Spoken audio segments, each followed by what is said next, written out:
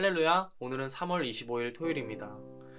오늘도 말씀으로 하루를 시작하신 신내교회 성도 여러분께 주님의 평화와 은혜가 가득하기를 간절히 소망합니다.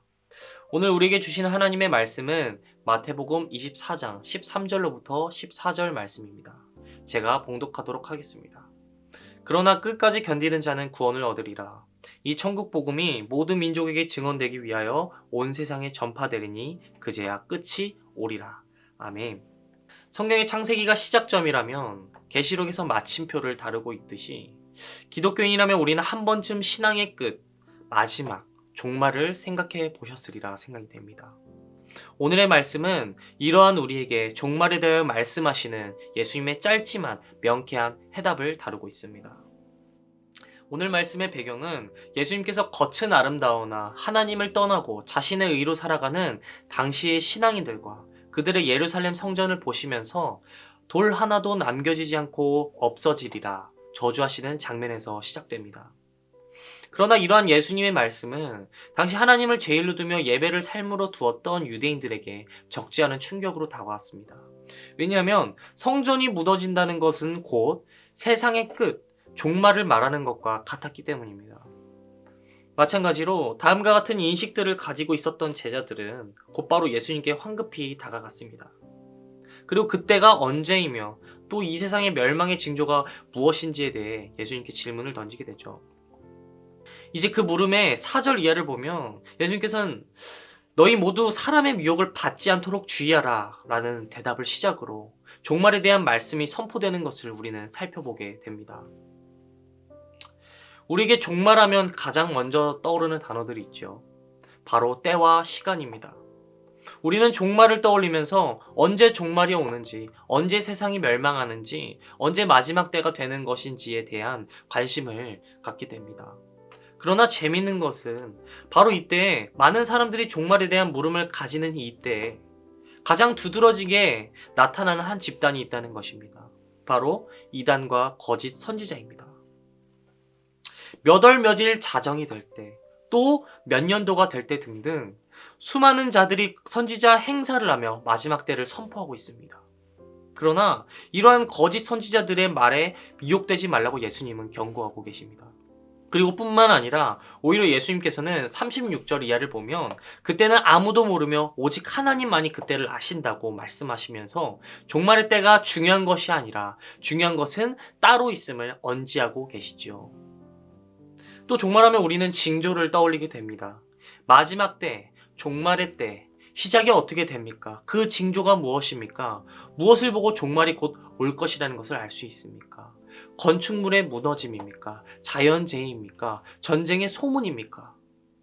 그러나 이러한 질문들에 이러한 징조에 대한 질문 앞에서도 예수님께서는 그러한 말들에 두려워하지 말 것으로 답을 주시고 그리고 여기에 덧붙여서 오히려 인간의 악함에 대해서 먼저 말씀하십니다. 고통, 배반, 사랑의 식음 등 인간의 죄성의 타락과 악함을 먼저 말씀하고 계신 것입니다. 여러분, 이 말씀이 어떤 의미를 담고 있겠습니까? 자연재해나 그러한 눈에 보이는 환경이 종말의 징조나 시작이 아니라는 것입니다. 그리고 종말은 이미 시작되었다는 것입니다. 사람의 악함은 이미 창세부터 시작되었고 그 죄성은 너무나도 커져가고 있습니다. 이제는 많은 이들이 무정하며 서로를 위하지 않고 배신하며 믿음을 저버리는 행위들을 우리의 눈으로 직접 보고 알고 있다는 것이죠. 또한 수많은 자들이 예수님을 믿는 것 때문에 박해를 받는 것 또한 우리는 보고 있지 않습니까? 그러나 이러한 지옥과도 같은 세상 속에서 예수님께서는 오히려 우리에게 종말을 희망으로 바꾸시는 분일 줄로 믿습니다. 오늘 말씀에서 예수님께서는 두려워하지 말며 미혹되지 말라 말씀하십니다. 그리고 이러한 수많은 죄악이 들끓는 상황 속에서 잘 살아내라, 세상을 바꿔라, 나가 싸워라가 아니라 견뎌라, 버티어라, 지켜내라고 말씀하십니다.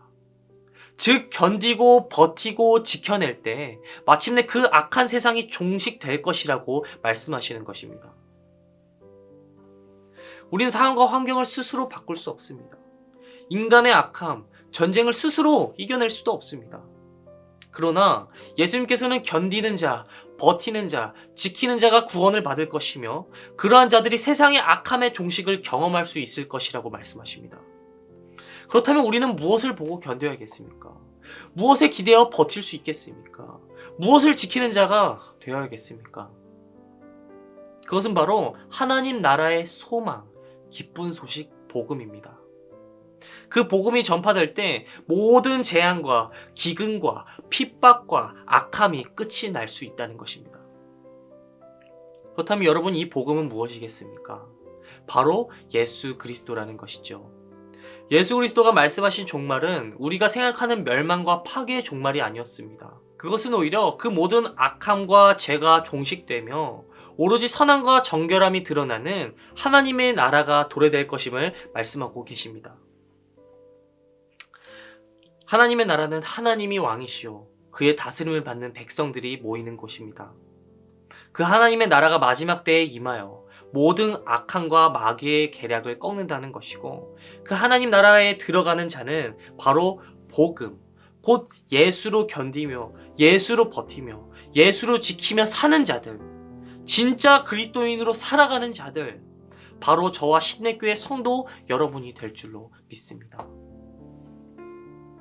사랑하는 성도 여러분, 복음은 하나님께서 이 땅에 우리와 같은 몸으로 오셔서 각기 제 길로 가는 우리의 모든 죄의 문제를 십자가에서 죽음으로 해결하신 것과 부활하여 죄의 결박을 푸신 사실을 믿는 것입니다. 이 믿음이 우리 안에 있을 때 하나님께서는 우리를 통해 하나님 나라를 보이게 하실 것입니다.